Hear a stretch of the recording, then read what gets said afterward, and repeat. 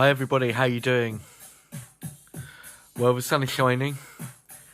About to go out for my daily walk. Lucky I live in an area where you can get out into the fields really easily. And I do really feel sorry for people who are stuck in kind of really big urban concrete jungles. Let's hope this lockdown lasts as soon as possible. But I'm keeping myself busy, as you might have noticed, by rattling through, I think it's 104 volumes so far of That's Local Music. 105 was scheduled for April. Be interesting to see if it comes out. And it'd be interesting to see who gets there first, us or them. Anyway, this is one that I was most apprehensive about so far, looking through the track listing, and I really didn't see on first glance much that I wanted to talk about. And indeed, as we go sort of further on, you know, we're getting to the point where I'm getting older and older, if you think about it. Further away from teen bands with everyone that goes. Am I the target audience? I don't know. Who is? Are you? I'm just taking them on a song-by-song basis as I find them, trying to re-listen with fresh ears, as if I was an alien that had just landed on planet Earth and was hearing these songs for the first time. But interspersed with that, we got personal memories and anecdotes and stuff. We're now at 1994, now 27. So yeah, we're at a point where I was at uni now, in London, living in London. And kicking things off with this one, we've got Ace of Base, after the mega hit that was All That She Wants, with The Sign. And it's cut from the same cloth. On the stats front, it's had a good 57 million views. It was pretty good for a follow-up, actually. Pretty identikit in terms of structure and instrumentation to All That She Wants. Melodically different. They could pen a good pop melody when they wanted. That was followed up by yet another, and indeed this one was almost on the cards that it was going to happen, another 60s dancehall, ragga dancehall thing in the line of Shaggy, Oh Carolina, who kicked the ball rolling a year ago now. Twist and Shout by Chakademus and Pliers. And on Now 13, we had Salt and Pepper doing a kind of early hip-hop version of it. And I said that it's one of those songs that will keep coming back every time there's a new genre. So Chakademus and Pliers did a pretty good version, actually. It is very 60s-ish. It's very kind of like... sounds it's almost done in a garage or something. Yeah, good update of it, really, in their kind of dancehall-y style. Now, this is a song that definitely has cultural relevance, that's for sure. And indeed, it was a massive hit at the time. What made it culturally relevant, probably more than its actual initial success, was its use by the Labour in 1997. It's D-Ream and things can only get better. I'm really surprised how few views this has got. Only even 250,000. Maybe that's just a reflection on Labour. I'm not going there politically, other than to say, just look up if you can pictures of Neil Kinnock and John Prescott dancing to this. Yep, literally. It's actually a really good song, and I don't know if bands have any say over whether political parties use their songs or not. It was number one when it came out, and obviously, Labour figured it resonated with what was going on politically. They certainly came to power a few years later. We'll come on to that in 97 if we have to. But yeah, uplifting, gospel-y, kind of post-house pop. Good strong song. So yeah, we've had a pretty good strong opening so far. Next up, E17, It's Alright. I'll pass that one if it's alright. I did have a quick listen. It's just... I just can't, like, no offence to people like Brian Harvey, but I just can't take them seriously when their pants are halfway down their ankles and the hat's twice as big as their head. If the music made me sort of like disregard that, fair enough, but it doesn't, so I can't get beyond that. Just not for me. Right, moving on up, M People. Yeah, that's much better than E17. It was a pretty striking song, actually. It was then more than that kind of sub, not quite house, more disco, if anything, but kind of post-house. Heather Small doing great vocals. Really good song. Followed up by Eternal and Save Our Love. I think this is one of their best, actually. This had a great big chorus. And I would play it, but I'm going to play the one next instead, if that's all right. Yeah, Save Our Love. Just another good kind of R&B, pop R&B. Very pop, but very melodic. Good song, good lyrics, very good harmonies. Now, a return to Innocence, and also a return to the charts for Enigma after about 4 years now, 3 or 4 years after Sadness, which you remember on Now 19 I raved about. Here's another great song. Wow, 84 million views. 84 million views. That's very, very good going indeed. Obviously resonates with a lot of people. Yep, Return to Innocence. How can I best describe this? Obviously, it's very kind of new agey. It feels actually very resonant to now. It's got those kind of chanty vocals, kind of breathy female vocals. Got the John Bonham break, which we'd last had on a Now on Sophie B. Hawkins. Damn, I Wish I Was Your Lover, from When the Levee Breaks. Wait for it. There we go.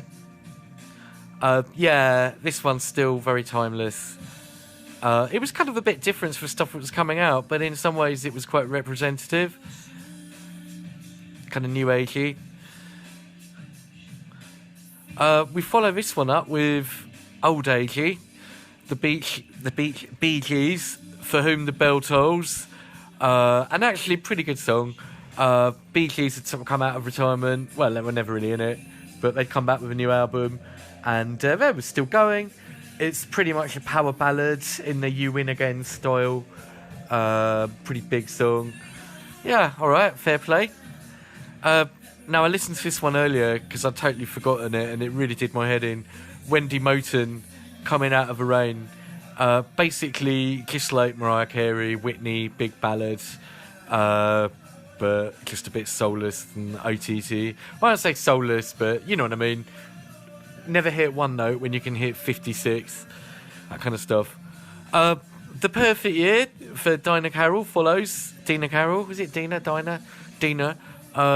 Tom's Diner. Dina Carroll, Christmas Carol. The Perfect Year. I'm just doing word association now rather than reviews. Yeah, she'd had a great year. It's kind of a cash-in New Year. You know, hey, everyone does Christmas songs. Why don't we do a New Year's song? And you know, as such, it was okay. She did have too many ballads because it was her faster songs like Ain't No Love and stuff that were really good. Every Day, Phil Collins, another ballad. Good God. It's either Genesis or Phil Collins or both on these. They have a few Genesis songs, then they have a Phil Collins run, then more Genesis, and then when that barrel gets empty, they go back to the Phil Collins. It's virtually been on every single Now since Now 1, sometimes even twice on an album. This is not one of his best, it's more in the Mare ones. And that's followed by a song which I was going to kind of say is a bit meh, a bit forgettable, but I thought I'll just give it a listen just in case, and I actually was really pleasantly surprised. Now and Forever by Richard Marx. Very acoustic, just him and a guitar really. I think there might be some light instrumentation. But yeah, I thought it was actually really soulful. Really good, kind of soft rock really, AOR. But yeah, pleasantly surprised by it. I thought it was a really good, nice song.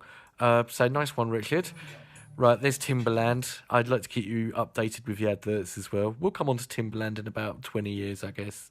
Well, no, about 10 years. So yeah, it's the Cranberries now. Wow. In terms of stats, 233 million views, 250 million for this song, Linger, the Cranberries. And yeah, basically, I would say they've got two songs that they're really, really well known for. We'll come on to them later, I'm sure. Dreams, which is my personal favourite. I love that song. And Zombie, which is another great song. This Linger, this is also a big song. Obviously have to say, very sad loss of Dolores O'Riordan. Amazing voice, totally unique voice. Very folky, vaguely Celtic, but not sort of crassly, just sort of vaguely. Just really nice and acoustic. Very nice, calming song. Followed by first appearance of Tori Amos and Cornflake Girl. That was another good song. Another very good, incredibly talented female singer, songwriter, pianist. And a lot of people said it was the kind of like 90s thing like Kate Bush. I can see why they said that in terms of presentation. I mean, musically it was a bit different. And of course we'll come back to Tori Amos a few years later in a very different style. But I won't give you spoilers, just to say it's got to be good. No, it's got to be big. Get your songs right, dude. Right, okay. Beautiful South, Good as Gold, Stupid as Mud, that's me. Basically, this one is a Paul Heaton one. And I think it's got Brianna as well. It's got both of them singing. It's upbeat for the Beautiful South. It's, I won't say Motown-y, but it's got a kind of brass section and quite a swingy beat. Almost a bit Bell and Sebastian or something like that. Surprisingly good. Followed by Meatloaf doing normal Meatloaf. Rock and Roll Dreams Come Through. If you like Meatloaf, you like it. If you don't, you won't. Followed by another bona fide classic, I think now. See how quickly you can get it from the intro. I don't want to cut this one off, but needs must. See how quickly it takes you to get this one then. Yep. All we need is some music. Yep, Sly and the Family Stone, danced to the music, taken the rhythm from that, and built a whole kind of Stonesy groove around it. Obviously, Primal Scream and Rocks, Student Disco Time, still sounds good. Maybe not Primal Scream purists' favourite Primal Scream song. And of course they could do so many different styles of music. You've got to think how different this is to Loaded. In a way, you could argue they've gone back to a kind of very old retro rock style. But the fact that it's built on a sampled beat from Dance to the Music, it's very clever, very well done. Really, really good. Great song. Yeah, you're all singing along. I want to sing, but my voice ain't any good. Right, Hey Jealousy, Jim Blossoms next. Not bad actually. Very kind of post-REM. Almost getting towards Rembrandt's and the Friends theme, but not quite. So yeah, kind of post-REM, kind of alternative rock. Followed up by good old Smashing Pumpkins and Disarm, Billy Corgan and crew. I found it a bit depressing, really. I mean, obviously it is a depressing song. It's supposed to be. And life ain't all a bowl of cherries and stuff, I know that. But, I don't know, bit kind of wallowing, really. Maybe the roots of sort of emo and stuff. So, a bit of a depressing way to end an otherwise pretty good side, actually. Better than I first thought when you scrape beneath the surface and get into it. Now, a song that totally doesn't follow Disarm, Let's Stick It On. It's probably the least opposite, or the most opposite you could have. And I guess it's kind of electro swing before electro swing was the thing. So maybe about 10 years ahead of its time in that respect. It's Doop. Doop and Doop. Basically electro swing and all but no. Swing with a kind of house beat. Still had 3 million views. And I guess this did start quite a lot of novelty tunes. This is kind of novelty-ish. But if this is novelty-ish, then every single electro swing song ever is novelty-ish. So I guess, you know, it's just about context and stuff. Yeah, all right. Making me feel a bit sick, actually. Let's find something else. Wonder Man, Blimey, Right Said Fred, and it's a tribute to Sonic the Hedgehog. This is actually really horrendous. This is really doing my head in. I'd even probably rather have silence, but I'm not going to stick Right Said Fred on. Capella, come to the rescue. I'll talk about Right Said Fred with Capella in the background. basically, yeah, it was a film. Was it a film spin-off? No, it was just a game spin-off, I think. Sonic, which was obviously Sega, after we'd had all the Nintendo stuff. And it's Right Said Fred. It's not too bad for a kind of novelty song. Now we get a bit more serious. Cappella, very much in the Cappella style. Really nothing that earth-shattering, but still good. And way better than Doop. It's not making me feel ill. Anything by Culture Beat.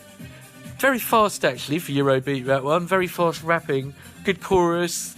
Pretty good extended version. And a great intro. Maybe not as memorable as other stuff of the same ilk. 2 Unlimited, back again.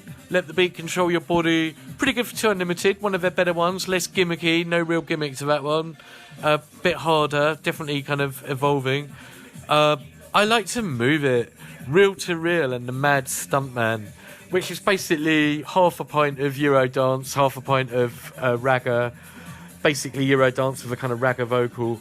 Massive hit for the time. I don't think it's really that well played now. Maybe I'm wrong. There might have been remixes and stuff. Followed by K7. Now we're going into hip-hop. And Come Baby, Come Baby, Baby Come Come. Good fun, party hip-hop tune. Not going to set the world alight.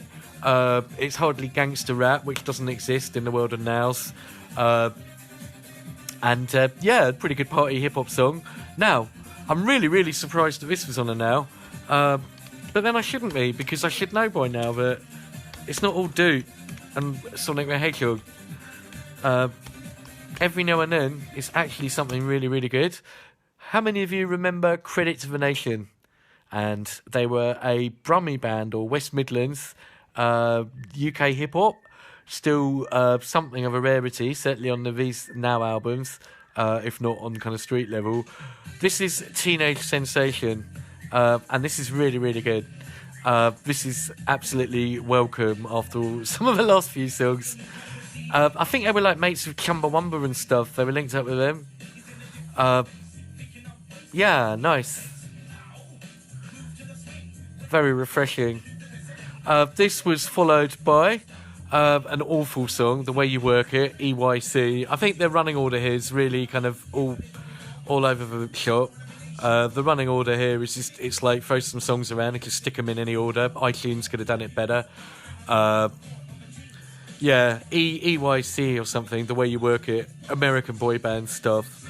That's followed by Here I Stand by Bitty McLean. He'd had a few hits in the reggae revival. And Here I Stand was almost like really old ska, really. Very retro. Pretty good. I liked it. I think I bought it at the time. Pretty well, not, like uncommercialised, really. Just a good, solid, modern take on ska. Now, what I'm going to play now, I'm sorry to cut this short. This song and this band were all the rage in 1994. They were everywhere. Everyone had their CD, and basically it was Deep Forest and Sweet Lullaby. Who remembers this one? Yeah, lots of different remixes of it. The single used yet again, I think it's appeared on every Now album for the last 10, the Eric B. and Rakim beat. And yeah, more ambient sounds, very Enigma.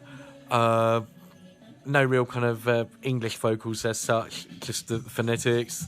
Yeah, recognise that breakbeat. It's back again. But it works. I've never actually heard a song with this breakbeat that didn't work. It's just so many people used it. But this is lovely. This suits stillness right down to the ground. And I can't believe it's only had 11,000 views. This might not be the official video. But yeah, really nice, really calming. Violently Happy next by Björk.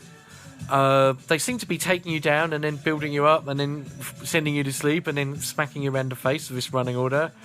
Björk back again in a kind of electronic post-house, weird kind of art pop style. And that's followed by Shara Nelson and Uptight. Pretty good song from the ex-Massive Attack, Unfinished Sympathy Lady. That is followed up by Gabrielle, Because of You. Just another one in the same vein as Dreams. Acoustic guitar, fairly folky. Not bad, I don't want to hate on them, but just not memorable, not remembered. Here today, gone tomorrow. Now, one that I remember, I don't know if anyone else does, a really, really good song. Great song, actually. Let's stick it on. One of the most jazzy songs to make one of these nows. It is Carleen Anderson and Nervous Breakdown. Now, just as Shara Nelson had sang with Massive Attack, Carleen Anderson had sung with what they called the Young Disciples, and she was on that Apparently Nothing tune. This Nervous Breakdown, this is a really, really good song. Great lyrics, great vocals, great music. It's very kind of mid-tempo, mid-pace kind of jazz. Well, not jazz really. It's jazzy, bluesy. It's got some nice kind of Rhodes pianos and stuff. And then in the middle, it kind of has a musical nervous breakdown. Yeah, really nice. Nice and smooth. Followed up by Juliet, not Julia Roberts, I Want You. And yeah, it's more piano house. It's a bit second rate, a bit interchangeable. But, you know, you can dance to it. Now, we follow that one up with a song that should have been back with Capella and Two Unlimited and stuff. Urban Cookie Collective, Sail Away, because it's back to the Eurobeat sound. And it's a pretty good song, nowhere near as famous as I Got the Key, I Got the Secret, or Feels Like Heaven. Very much third single syndrome. That's followed by one that I think is still pretty famous. Certainly dance aficionados and house aficionados would love it. Shine On by Degrees of Motion. We'll probably end up with this one. Yeah, there's the Nervous Breakdown groove. Great song. I'll at least try and mix it semi-sympathetically. Wait for it.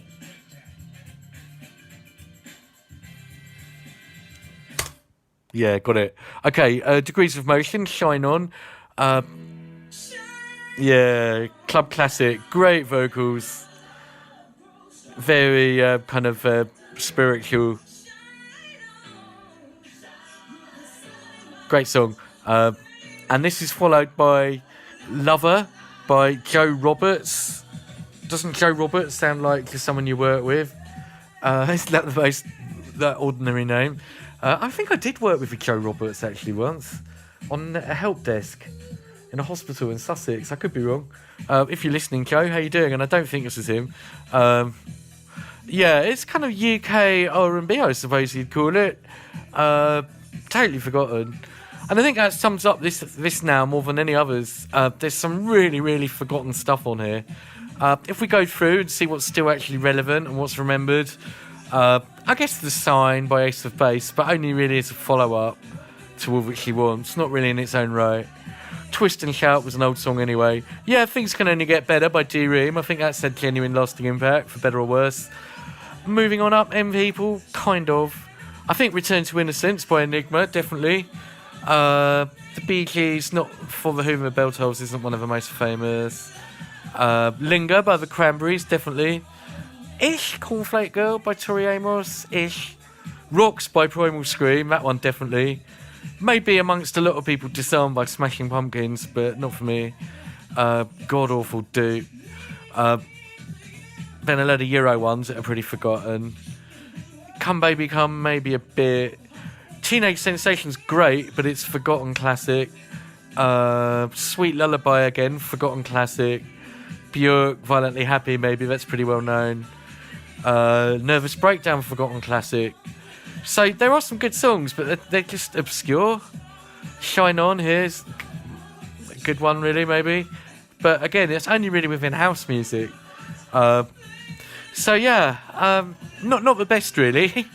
But still, as always, enough good songs to make it worth the effort. You could probably get a good 10 good songs out of this. So now 27, 1994. Next time will be now 28. See you later. You take care. I'm going to go for my daily walk now.